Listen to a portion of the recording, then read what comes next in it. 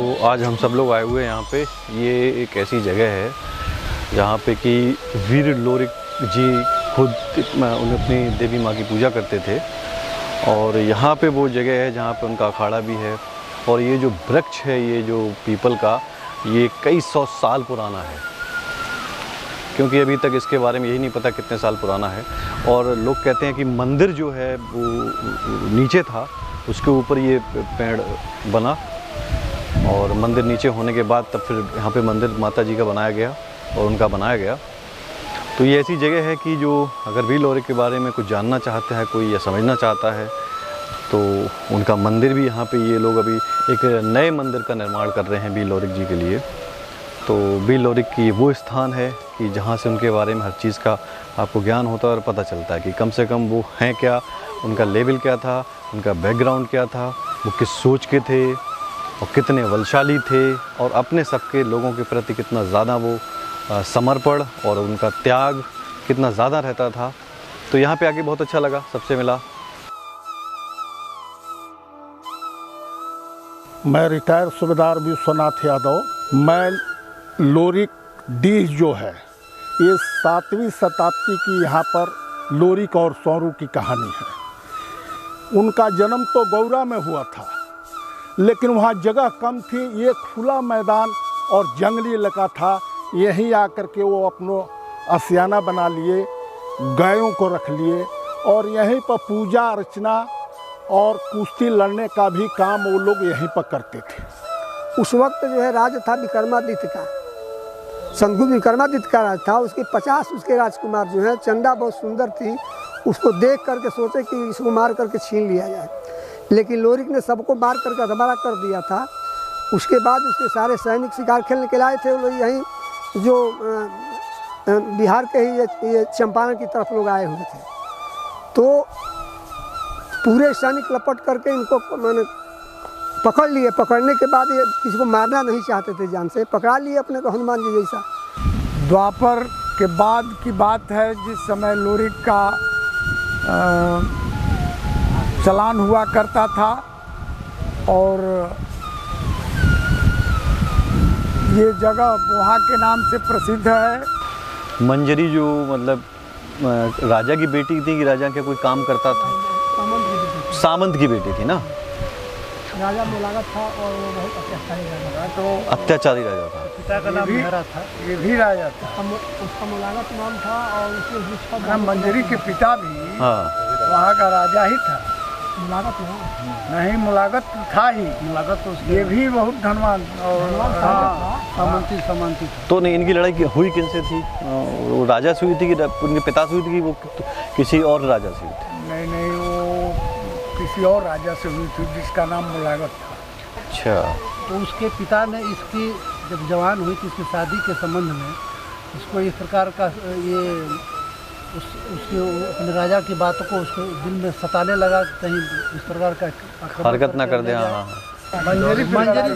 मंजरी की अंतिम जो मंजरी शादी हुई, इसमें ज़्यादा उसकी निर्मल एक उसका भांजा था मुलागत था, वो अमृत ऊपर मार भी दिया था। किसको? लोरिक को मार दिया था। उसने मार दिया था? निर्मल उसका नाम था। अभी आज भी यह जब सरकारी खाता खतौनी में लोरिक डी के नाम से अंकित है। अच्छा, ये जी, जो मंदिर वाली जगह जो बच गया है, जो लोगों के लूटने से बच गया, वो भी आज भी उनके नाम से अंकित है सरकारी खाता। जिस बहादुर की बात आप मुझसे सुनना चाहते हैं, वह वीर लोरिक या महान वीर लोरिक कहिए, सामान्य और साधारण व्यक्ति नहीं थे, वो असाधारण थे। यही बलिया है, बलिया के पूरब तरफ बोहा है, पूरब क्षेत्र को बोहा कहते ही हैं। उसी में पैदा हुए थे, उसी मिट्टी में आज हम पढ़े लिखे हो रहे हैं। आप पढ़े लिखे हैं। आपके दिल दिमाग में एक बात आई कि आखिर हमारे बहादुर जिन्होंने एक दो को नहीं लेकिन देश प्रदेश तक को परास्त किया, और उनका इतिहास न हो, यह तो बड़ी बेईमानी है। तो आज आप लोगों जैसे लोगों ने इसको फिल्म के पर्दे पर इस कहानी को ले आकर के अपने लोगों के इतिहास को अपने लोगों के बीच में उजागर करने का काम किया है। इसके लिए हम बहुत धन्यवाद आप लोगों को दे रहे हैं। ऐसा भी कुछ कवि लिखते हैं कि मंजरी और लोरिक जो है साथ साथ पैदा हुए हैं।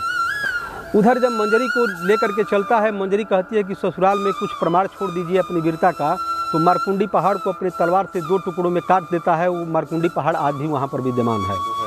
और इस तरीक़ा से कुछ और प्रमाणिक स्थान है। उसकी पत्नी जो मंजरी थी वो स्नान करने के लिए जाती थी।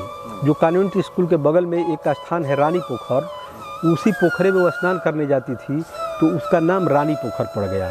उसकी देवी जो है ब्रह्माइन में है, वो प्रमाणिक स्थान है, ब्रह्माइन की देवी कही जाती है। वो लोरी की देवी के नाम से जानी जाती थी।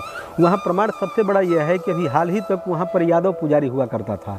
किसी भी मंदिर में यादव पुजारी नहीं हुआ करता है, लेकिन यहाँ यादव पुजारी हुआ करता था। लेकिन अब वो परंपरा धीरे धीरे ख़त्म हो रही है। मेरा नाम कालिका प्रताप यादव है और मैं इस समय जो है बिहार के एक इंटर कॉलेज में टीचर भी हूँ। और बहुत बड़ी तमन्ना थी कि इस लोरी को रिसर्च किया जाए, क्योंकि मैं देखता था जब मैं कॉलेज में पढ़ता था जो 1379 में जो मुल्ला दाऊद साहब इतने दिनों पहले हिंदी का सबसे पहला प्रेमाख्यान लिखते हैं, तो क्या उनकी स्टोरी ऐसी होती तो फिर क्या लिखते? क्या नहीं लिखते, बिल्कुल नहीं लिखते। आप खुद सोच सकते हैं, हिंदी का सबसे पहला प्रेमाख्यान लोरी के ऊपर लिखा जाता है। मजारी की पर गई विपत्ति आए भैया, आजे मन परल बाठू मुकी आना चाले, असतियाई कहती न बाटे न दादा सतजू में, आ ब्रह्मा लिखे न लिखनिया न बढ़िया।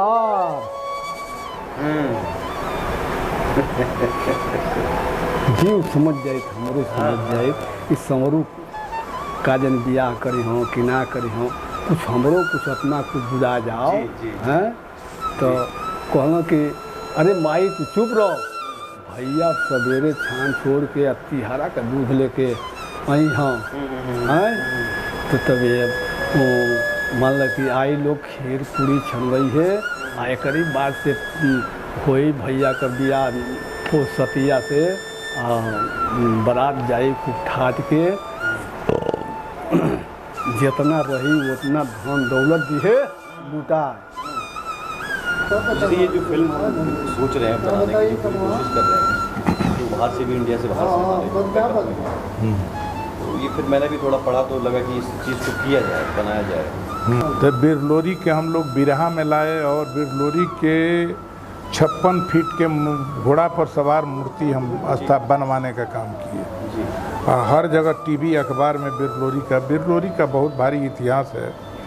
और बिरलोरी के इतिहास पर हम लोग भी चाहते थे, हमको समय नहीं मिला, ना तो बिरलोरी के पहले ही फिल्म बन गया रहता। तो बिरलोरी के स्टोरी में ये बनना चाहिए, इसलिए कि इससे बहुत भारी हर जाति बिरादरी के लोग को शक्ति प्रदान होगा। यही कारण है कि अभी तरह तरह के लोग पर अत्याचार होता, जुल्म होता है। ये जब हमारा बाल बच्चा देखेगा तो उसका मन में मतलब कि एक बहादुरी जागेगा। बहुत हम आप लोग पर खुश हैं कि आप लोग बहुत अच्छा काम किए हैं।